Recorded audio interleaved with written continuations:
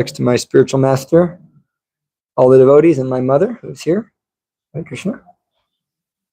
And so tonight I want to speak about frame of life. How do we frame our life? And how that greatly affects our life, and how the Krishna conscious frame of life will improve our life and will make our life much nicer, much better. So I want to say this one prayer first. Om Jnana Tamarandasya Gyananjana Shalakaya Chakshur Militam Yena Tasmai Sri Gurue Namaha. I was born in the darkest ignorance. My spiritual master is opening my eyes with the torch of knowledge. I offer my respectful obeisances unto him. So how do we frame our life? The first thing to understand about our frame of mind, our frame of life, how we process the world around us, is we have to understand value. This is actually the fundamental and most powerful thing we have in our arsenal of mental capacity, physical capacity, intellectual capacity, spiritual capacity, is what we place value on. Because what you place value on is basically what you're going to manifest in life. What's going to happen in your life is going to be a direct result of what you value. And in simple terms, we can understand the universe is run by love. Love is ultimately meant for God, and by loving God, one can love all living entities. But if that love is misplaced, that very same love, which is the power of our attention and our intention, that misplaced love will manifest various activities in our life, positive or negative. But what we love, whether it be true love or a manifestation of love in the material world, which is lust, whatever we love is what we're going to get. And that's going to deeply affect the way we experience and live our lives. So all great spiritual teachers and traditions of spiritual life around the world, and those who have had a higher level of consciousness, those people whom we really value, there are so many scientists who've made amazing contributions to the world of science and academia. But what we find is that the world is still full of war, misery, anger, hate, racism. These things have not gone away with the advancement of science. In fact, I think we can all agree that they've gotten worse. The doomsday clock is ticking. Things are more intense now than they've ever been. I think that the Generation Z, late millennial folk are feeling more and more isolated because they don't understand how to have even a human relationship. They're so attached to technology in an improper way. And so isolation, unhappiness, these things are manifesting. So Krishna consciousness is offering a solution to that. On the other hand, the great scientists may say one thing, but the sages and saints of all time, all space, all places have said the very same thing, that what is most important in life is love and loving God. So an atheistic person, a materialistic person, they put their faith, they put their attention, and they put their intention and their love in science. And I'm not condemning science by any means, but I am condemning it as a source of happiness, a source of improvement in the world. They're putting their faith in scientists, whereas a spiritual person, he puts his faith in saints. We put our faith in the saints, in the prophets, in the teachers, and all of those teachers have made very similar conclusions. That conclusion is that love is the highest principle, and the most important thing in our life is to find genuine and real love. And one of the things that they say that is common through all traditions is that there's no happiness in meaningless pleasure.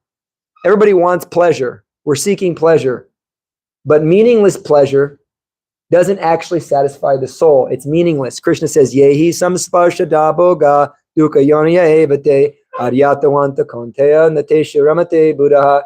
He explains that those who are actually in knowledge, the great sages and saints, the seers of the truth, they don't put any value in the things of the senses, the happiness that is derived from contact with the senses and their objects, because such pleasures have a beginning and they have an end. And that means the eyes, the ears, the nose, the tongue, but it also means the mind, because the mind is also a sense. And so there are sometimes ephemeral pleasures of the mind, but those are also temporary. So a saintly person doesn't put his faith in those. It doesn't mean they don't come. It doesn't mean he doesn't have them, actually. But it does mean that they're not the source of his love. They're not, his attention doesn't go there. His love doesn't go there. So meaningless pleasure gives us no genuine happiness. It gives us no pleasure at all, even though it's essentially pleasure. We can feel pleasure. And we see this in the, activities of addicts, those who are addicted to drugs, those who are addicted to hedonistic activities. They're never happy because these pleasures aren't giving them any happiness. And that applies for those in the, we can't just say it only applies to people who are into drugs and gross life. Even those up to what would be called a very pious and good life, there's ephemeral pleasure, ephemeral relationships that aren't based on genuine connection, genuine, do I want to know you? So another element of human life and a way that we derive pleasure is we love adventure.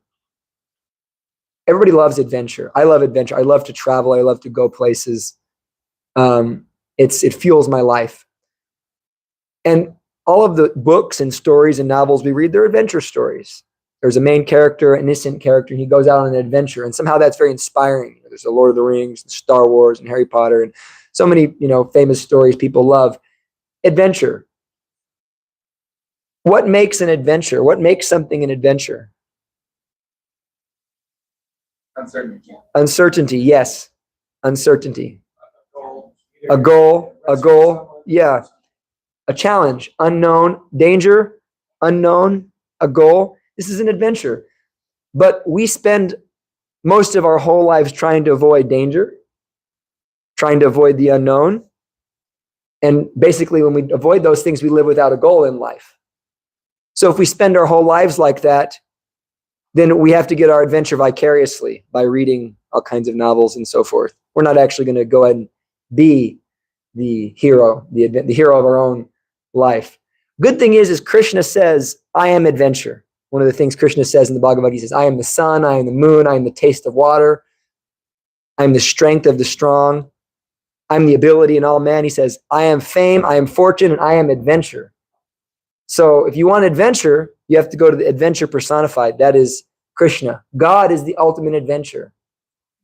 And God is the ultimate goal. He's the ultimate unknown.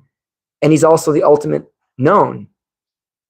So in terms of value, we obviously do value things like adventure and love because these are the sources of our happiness in so much of our literatures and our TV shows and so forth. But in our regular day-to-day lives, we don't really spend much time acting in that way. But the Vedic literatures, what the ISKCON, International Society for Krishna Consciousness, is presenting in the Bhagavad Gita and the Srimad Bhagavatam, is presenting a set of values that are different from the modern world. The modern world values pleasure, money, success, physical health. These are the values of the modern world. And not to condemn those things are there. But the Vedic society, or the society of Krishna consciousness, a God-conscious society, what it actually values is what I will call divine morality. Divine morality, or dharma, is valued. It's the highest value, that rather than seeking pleasure, rather than seeking fame, rather than seeking even health, one should seek dharma, which means essentially to do what's right, to do the right thing, morality, and not just the right thing in a relative way, but a right thing in a divine way, which is in accordance with God. And so 5,000 years ago, a group of great intelligent sages, they got together and they had a seminar. And they decided they were going to figure out how to help people in the age we live in now. And there were some questions that were asked by this sage Shaunaka to his guru, Sutta Goswami. And one of the questions was asked is, what is the ultimate good that we can do what is the ultimate good for everybody? What is good for everybody? And the conclusion they came to in Sanskrit is, Savai pumsam paradharmo yato bhaktiradhok sajaya haitukya pratihata yayatma suprasidati. Savai pumsam. Pumsam means in human society. Savai pumsam paradharma means the supreme dharma, the supreme right, the supreme good thing you can do, the supreme right activity you can do. Savai pumsam paradharma yato bhaktiradhok sajaya. Bhakti means love, and adhok sajaya means he who is beyond the senses, so God. So the best thing we can do is to find love for he who is beyond the senses, for God. And then he gives a definition of that love. Ahaitukya pratihata, unmotivated and uninterrupted love. This is real love, because if your love is motivated, it's not love, it's business. Or as my Gurudev says, business. It's just business. So unmotivated and uninterrupted.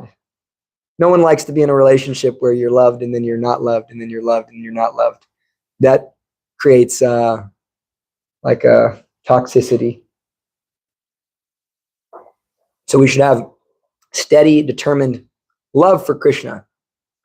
And when that becomes your value, when that becomes your goal, all of a sudden life can be an adventure. Because no one will sacrifice their life for ephemeral pleasure. Even the worst addict in the world, if there's imminent danger, they'll run. They know that, of course, the addiction's slowly killing them, but if there's imminent danger, they're going to run away. But simply by a little love, a mother will sacrifice her life for her child without thinking instantly. So there's one quote that if you don't have something to die for, you don't have anything to live for. And one of the gurus in our movement, His Holiness Radhanath Swami, that quote inspired him to travel across the world and walk to India from Europe to find God. That if I don't have something to die for, I don't have anything to live for. So when that value, when love becomes your goal, and when that love is especially divine love, when that love is based in God, your life opens up an adventure.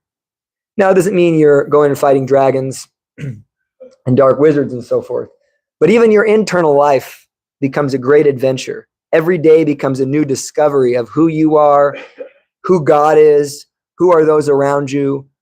It's an adventure. It's so beautiful. So part of understanding this divine morality, this supreme goal, which ancient societies valued, when we make that our value, it changes the way we live, is understanding that there are higher orders at work. Krishna says, Maya dakshena prakriti siyute sacharacharam hetunanena konteya jagadvipavartate. That this entire universe is working under my direction, controlling both moving and non-moving beings. So everything is under control by divine powers. This will free us from fear when we understand this. This will free us from longing. This will free us from so much misery when we understand there are divine powers at work. And so a truly moral person, a truly good person, cannot just have a set of relative values. We have in this society, and more, we have left it up to a degraded civilization to determine what is right or what is wrong. And for this reason, you have these horrible debates like abortion and, all these horrible things, because there's no divine understanding of what is right and what is wrong. Because no one even knows who they are. They can't value a life. When you understand the spiritual reality, first and most fundamental understanding of that reality is that I am not this body. I am the soul within the body.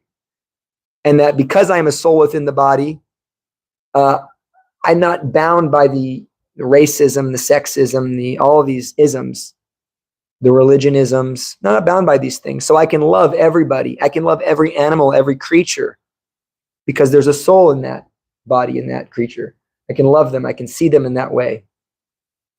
So when one understands there are higher orders at work, and one decides that rather than seeking out this meaningless pleasure, which is what people are seeking out and why people are finding so much unhappiness in the world today, when one decides that I'm not going to seek meaningless pleasure, I'm going to seek divine service, bhakti or love.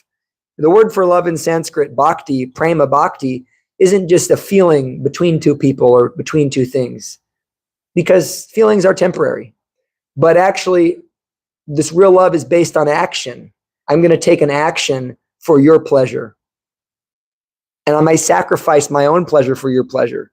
In the Christian world, they use these terms eros and agape. Eros meaning is actually coming from that word erotic, same kind of word. It's selfish love.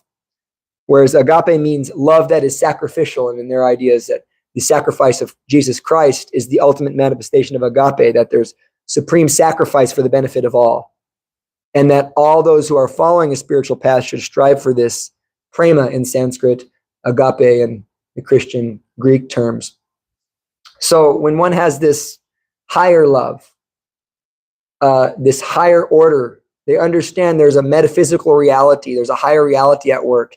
And that rather than seeking my own desires, my own self-interest, now I'm giving up my self-interest and I'm placing the goal and the mission of that higher reality in my life. I'm tuning in to the laws of the universe, to the laws of God, the Creator, to Krishna, and I'm working in that way.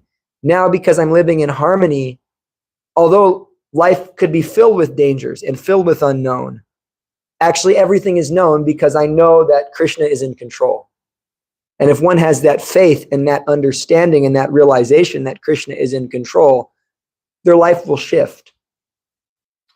So we have to come to a stage of what I call intrinsic goodness rather than objective goodness. Objective goodness is, as a society, we've decided what is good and what is bad. And there are so many things that we've decided are good that aren't good, fundamentally aren't good.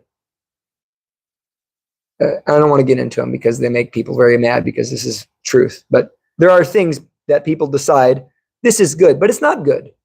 It doesn't do any good for anybody. But intrinsic goodness means actually I'm tuned into my conscience and I've taken part of a higher order, a higher authority, a spiritual authority. And I understand actually what's right and what's wrong. And therefore I can have peace in my heart. So in the Vedic society, happiness is not based on the seeking of pleasure. Happiness is based on sacrifice. The idea, sacrifice means to make sacred, to sanctify by giving something up for something higher. And parents understand this, mothers understand this, that they'll sacrifice for the love of their child. This is what our His Divine Grace Srila Prabhupada, he said, is the closest thing to genuine love in the world is the love a mother has for her child. So, and as you get farther from that, these are these more not true loves. But people can have true love for each other either if they understand and they live in Krishna consciousness. Sacrifice equals love and love equals happiness. This is what we're all seeking, actually. We're all seeking love. But we just don't understand what real love is. We don't understand that real love means to make a sacrifice. And so people, they do understand that because they'll sacrifice first for themselves. They make sacrifice. I want to make so much money. Let me sacrifice my time and energy to make money. And then they'll sacrifice for their family, but that also doesn't give them happiness. They'll sacrifice for their nation. That also doesn't give them happiness. They'll sacrifice for the human race. That also doesn't even give them happiness. But the ultimate genuine sacrifice, Bhaktaram Yagya Tapasam, is for Krishna. That we sacrifice everything for the glory and the service and the love of God, the love of Krishna. When that is our consciousness, then we're going to experience genuine happiness and genuine love. Because otherwise that desire for love is being translated by the mind through the bodily conception of life. The misconception, which going back to that fundamental misconception that I'm not this body, or that I am this body and this is mine. That's considered the fundamental misconception of life, that I'm a bag of bones and blood and all these things. But actually I'm not. I'm a soul. And when one understands that, then they can sacrifice for the soul and not the body. So we'll sacrifice for the body. We'll sacrifice to get, whatever sensual pleasure I want. Then we'll sacrifice to get, for the expansions of our body, which are our family. Actually, since we're all souls, what's the difference? Family is, we're all souls. So everybody's family on the spiritual platform. But we get in the misconception that because we have the same blood, I have to love you more. We have some duty to our family, of course. We take care of our family as a matter of duty, but we should love everybody. Actually, that's the genuine spiritual conception of life. That's going to make us much happier. Nation, well, I'm an American, but I'm not an American actually, because I'm a soul. The soul is not American. The soul's part of the kingdom of the Lord. Or I'm black. The soul's not black nor white. Or I'm male and I'm female. The soul's not male nor female. The soul is in a relationship with the Supreme Being. So the ultimate situation where we can find happiness is to sacrifice for the happiness of that Supreme Being. So when we work and we align ourselves with Krishna, we can experience genuine love. And with all that being said, I want to talk about the frame of life and the value, going back to what we originally spoke about, is we're looking for adventure. And all the great adventures are always fueled by love. We see that there's love of family. There's always a girl involved in every adventure story. Love of the race. We got to save the world. And I just think of, what comes to my mind when I was a kid. My favorite story was, I love the Lord of the Rings. You have Frodo going out to destroy this evil Sauron by sacrificing so much for the benefit of the world. And of course, other characters have their own sacrifice. So there's always some sacrifice. There's always some act of love that's taking place. But in our lives, if we don't come to that understanding that only in service to God can we experience such an adventure. Only in the search for God can we experience such happiness, such reality. So we can frame our life in different ways. You can see your life as a battle. Life is a battlefield. What is the battle for? The battle is to do what's right. We're always fighting ourselves. I don't know if you've ever noticed that, unless you just surrendered to yourself, which is not a good idea. But what's the battle? The battle is that we want so many things. And there's a part of us that's conditioned by this world that kind of wants to do bad things sometimes. We want to get angry. We want to do selfish things sometimes. We want to let our senses overwhelm us. So we got to battle. And this is the analogy used in the Bhagavad Gita so much of the time. Krishna says, with the sword of knowledge, cut through ignorance. So with the sword of spiritual knowledge, one should cut through ignorance. So we can frame our life as a battle. We're trying to win. What are we trying to win? We're trying to win Krishna's love. We're trying to conquer. Who are we trying to conquer? We're trying to conquer Krishna with our love. So life is a battle. But if we just totally surrender to the darkness and we don't have a God-centered life, Krishna-conscious life, then we just live in meaningless pleasure. Life can be a school. You can frame your life as a school. You go to school to learn lessons. And it's the school of love, as His Holiness Bhakti Tirtha Swami called the world, the school of love. Every single thing in our life, and this is a fact, really, this is 100% fact. And if you understand, you surrender to the fact that there are higher powers at work, those higher powers are trying to get you to come to a higher stage of love, always, constantly. And so everything in your life is a test to help you realize a higher stage of love. Every single thing in your life. Not kidding, everything is always a choice, an opportunity for you to learn how to love deeper. And if you don't pass, you take the class again. And some of us have been, most of us have been here for a long time, infinite time in this material world, trying to learn how to love. So this human form of life is a special life where we can really take to the school nicely. So one who studies textbooks like the Bhagavad Gita, they make advancement. They can understand this higher love. So life is a school. Frame your life as a school, or frame your life as a battle. You can frame your life as a journey. A lot of people frame their life as a journey these days. What's intrinsic in a journey? What do you have to have a journey? A goal. But people generally say, I'm on a journey, but they don't have a goal. I hear that all the time. My journey. But what's your goal? I don't have a goal. I don't know what the goal is, but I'm on a journey. You're not on a journey. You're lost at sea. There's a big difference between being on a journey and being lost at sea. Because a journey implies fun and adventure. Lost at sea implies death and suffering. And getting eaten by sharks. And this is fact. So if we're on a journey, we have to have a goal. So what is the goal? The goal is Krishna. I'm here to tell you. Krishna says, one who makes me the goal of his life. One who makes God the goal of his life, he becomes happy. He achieves success in life. So the beautiful thing is that when you are living on the spiritual platform as if Krishna is the goal of life, nothing will ever truly knock you down. You become truly unstoppable. The material world may beat you, may break you, but we're all going to die. We're going to lose it all. I mean, actually, in the end, we're losing it all. Everything, every single thing you've done in the material world, the money you've accumulated, material relationships you've cultivated, they will cease at the time of death, and you'll have to move on spiritually. So the only thing that has any value in this world is Krishna. So in this journey, there may be so many challenges. In this battle, there may be so many points where we feel we're almost going to be taken out. And we may not pass the class in the school of life. But the beautiful thing is that if you decide here and now that I'm going to make God my goal, I'm going to make Krishna the goal of my life, then you're moving from a place of meaningless pleasure to the place of not only meaningful pleasure, which is the most beautiful thing, is meaningful pleasure, but even as beautiful as meaningful pleasure is meaningful pain. The most painful thing in the world is meaningless pain. It really is. Nothing is worse than meaningless pain. That's what makes someone very depressed, is I'm suffering and there's no reason behind it. That's the dark, nihilistic worldview of the atheist.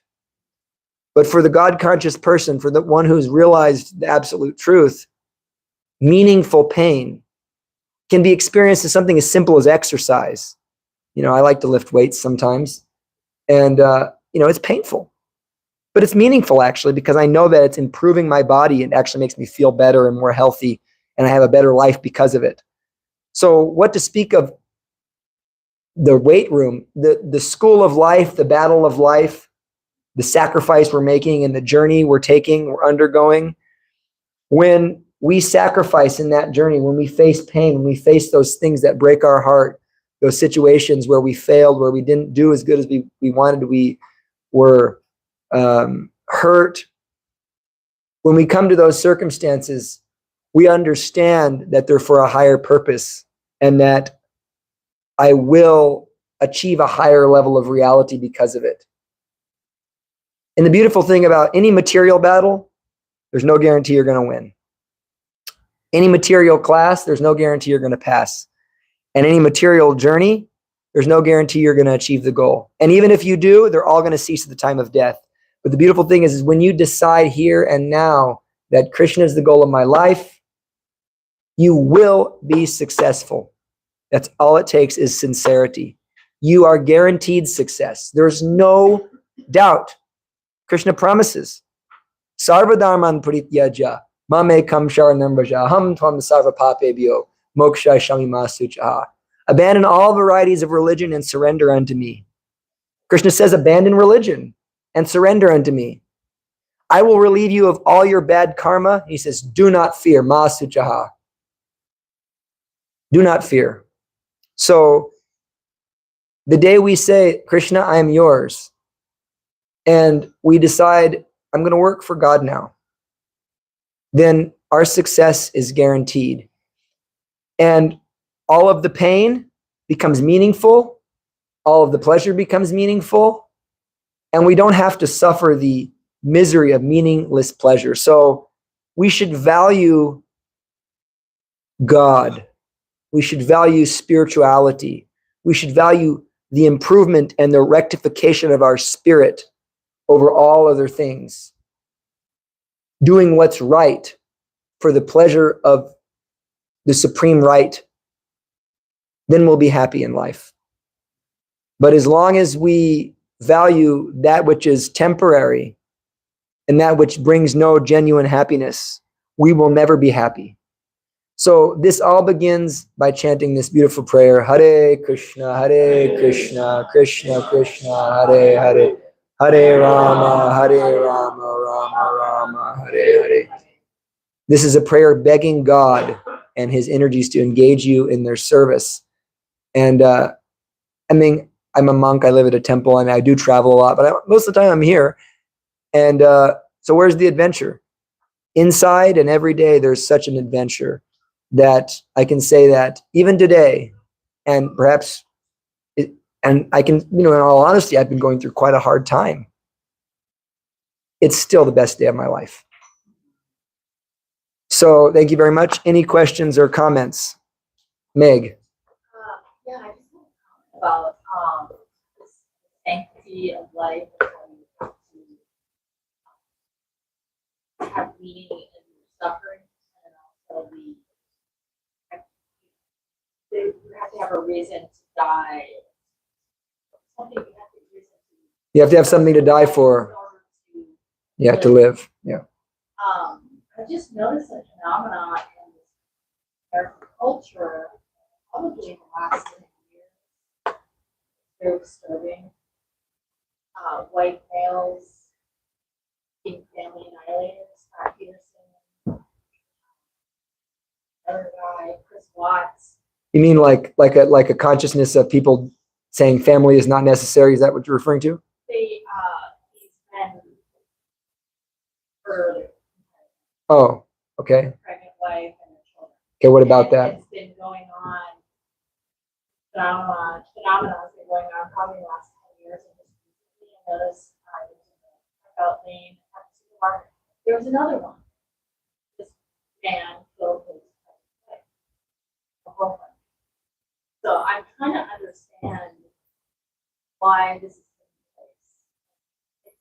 It's so just, I can't really wrap my mind around it. Okay, I understand. I'm not comprehending why that's so two things. One thing is people have been murdering families for eternity.